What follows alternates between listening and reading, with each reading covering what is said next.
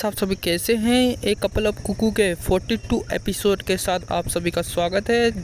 पिछले एपिसोड में हमें दिखलाया गया था कि नागी टूर से भागकर साची के पास हॉस्पिटल पे आ जाता है और ज़्यादा बकचोदी ना करते हुए एपिसोड को शुरू करते हैं। इरिका चैन के घर का सीन दिखलाया जाता है।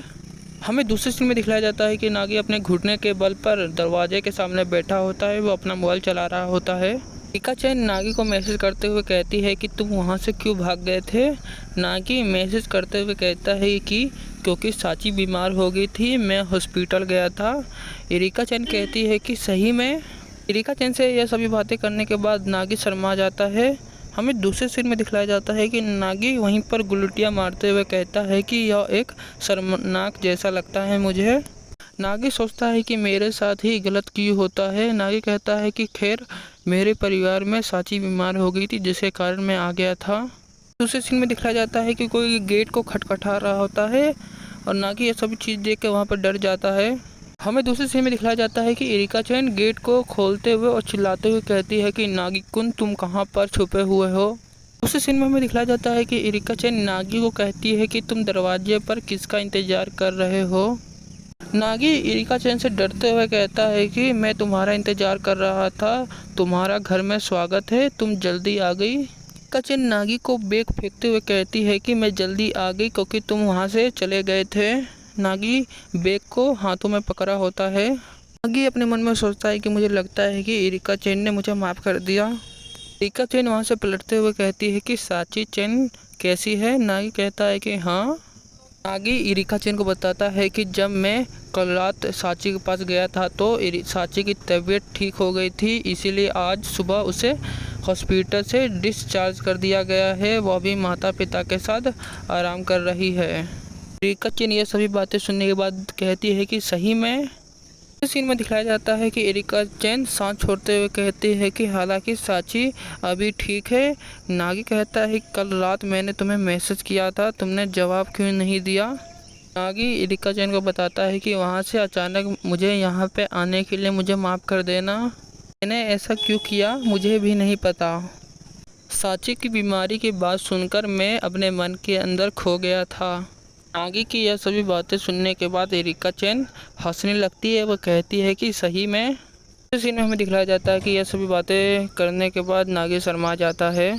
दूसरे सीन में दिखलाया जाता है कि इरिका चैन सीढ़ियों से कहती है कि बहुत खूब नागी, मैंने अपनी बहन की इतनी चिंता की, आप हॉस्पिटल उसके पास पहुंच गए थे, बहुत खूब नागी। ये सभी कहने के बाद नागी कहता है कि ठीक है चलो। हमें दूसरे सीन में दिखलाया जाता है कि इरिका चैन सीढ़ियाँ चढ़ रही होती है। नागी इरिका चैन की तरफ देख रहा होता है। इरिका चैन नागी को कहती है कि तुम किसकी इंतजार कर रहे हो। यह सभी बातें सुनने के बाद नागी चौंक जाता है। हमें दूसरे सीन में दिखलाया जाता है कि नागी अपने रूम के अंदर पढ़ाई कर रहा होता है। वो सोचता है कि इरिका चैन ने मुझसे कहा था कि मैं मुश्किल से विश्वास कर सकती हूँ, बहुत खूब नागी, तुमने अपनी बहन की इतनी चिंता की। नागी पढ़ाई करते करते सोचता है कि इरिका चैन टूर से आने के बाद बहुत ही ज़्यादा बदल गई है। वह अपना सारा काम कर रही है और दोपहर का भी उसने खाना बनाया था। नागी अपने मन में कहता है कि मुझे लगता है कि इरिका चैन मुझे बेवकूफ़ समझती है, लगता है कि मुझे कुछ पता ही नहीं चलेगा। नागी यह सभी बातें सोचते सोचते पसीने से लथपथ हो जाता है। वो अपने मन में कहता है कि मुझे लगता है कि यह बात है। नागी कहता है कि मैं ऐसा क्यों सोच रहा हूँ। नागी कहता है कि मैं हमेशा बेवकूफ़ रहता हूँ। नागी अपना यह सभी बातें सोच रहा होता है। नागी कहता है कि मेरे परिवार में मेरी बहन मेरे साथ ही रहती है और मेरी माँ कहती है कि तुम कैसे हो बेटा, और मेरे घर के सारे परिवार में कोई भी काम करता हूँ तो मेरे परिवार उस काम में शामिल हो जाते हैं, लेकिन इरिका चैन के साथ ऐसा कुछ नहीं होता। इरिका चैन के परिवार उसे कोई भी काम करने के लिए मना नहीं करते। नागी इरिका चैन के बारे में सोचता है कि इरिका चैन ने मुझसे कहा था कि नागी तुम्हें पता है कि मैं किसके बारे में जानती हूँ। नागी ये सभी बातें सुनने के बाद गुस्सा हो जाता है। वह वहीं पे खड़ा हो जाता है। वह गुस्से के कारण कहता है कि मैं क्या सोच रहा हूँ, ये सभी बातें को मुझे अभी अपनी पढ़ाई पर ध्यान देना है। उसके बाद हमें दूसरे सीन में किसी का फ़ोन को दिखलाया जाता है। उसमें लिखा होता है कि इरिका चैन ने अपने डेट में कोई भी समय बर्बाद नहीं किया। हीरो असुमा से कहती है कि देखो इरिका चैन ने कितनी सारी फ़ोटो को अपलोड किया है, असमा ये सभी फ़ोटो देखकर चौंक जाता है। असमा कहता है कि देखो सही में ट्रेन के अंदर का सीन दिखलाया जाता है। असमा और हीरो फ़ोन को देख रहे होते हैं। असमा कहता है कि इरिका चेन ने मेरा एक भी फ़ोटो को अपलोड नहीं किया है। हीरो कहती है कि इरिका चेन ने तुम पर एहसान किया है क्योंकि वो सबसे ज़्यादा प्रसिद्ध है, तुम्हें दिक्कत हो जाएगी। हीरो कहता है कि मेरा सुबैया स्टेशन आ गया है, मुझे अभी जाना होगा। हीरो कहती है कि ठीक है, कल मिलते हैं। हीरो कहता है कि अरे हीरो चैन कहती है कि हाँ।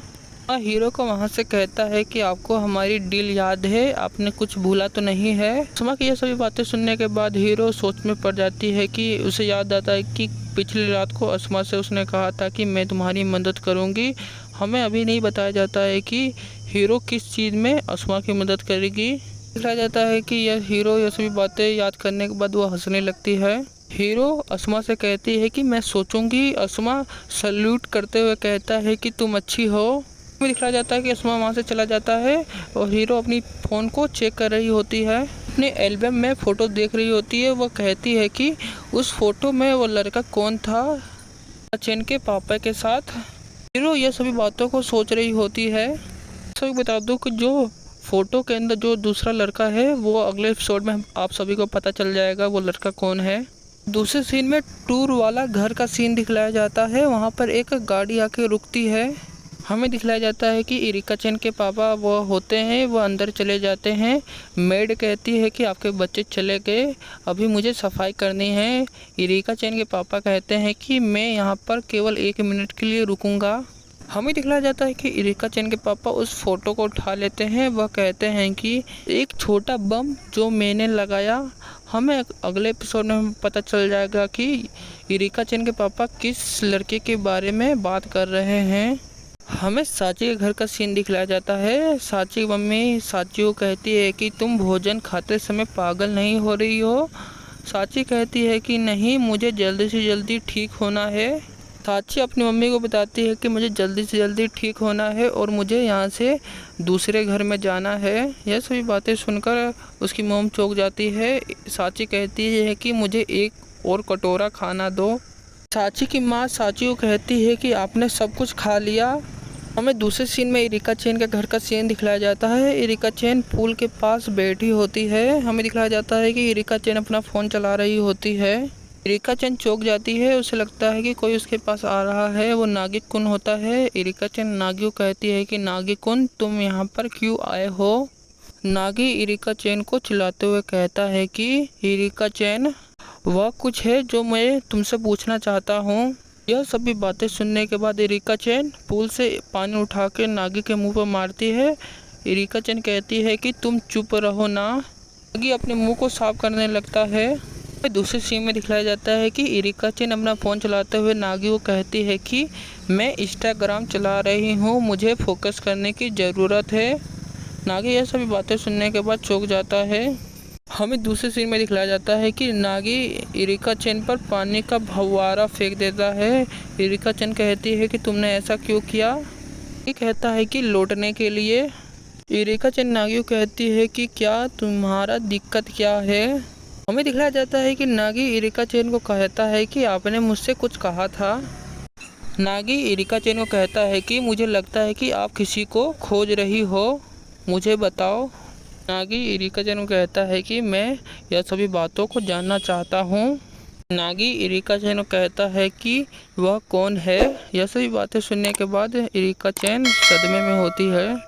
हमें दूसरे सीन में दिखलाया जाता है कि इरिका चेन पहले से ही भीगी होती है। वह गुस्से के कारण उठती है और फव्वारे को उठाते हुए नागी की तरफ फेंक देती है। हमें दिखलाया जाता है कि नागी फव्वारे के कारण वो भीग जाता है, वह कपकपा रहा होता है। इरिका चेन की यह सभी हरकत करने के बाद नागी चौंक जाता है। हमें दूसरे सीन में दिखलाया जाता है कि इरिका चेन बाल्टी लेते हुए कहती है कि तुम्हें इतना समय लगा, क्या तुम एक बुद्धू हो।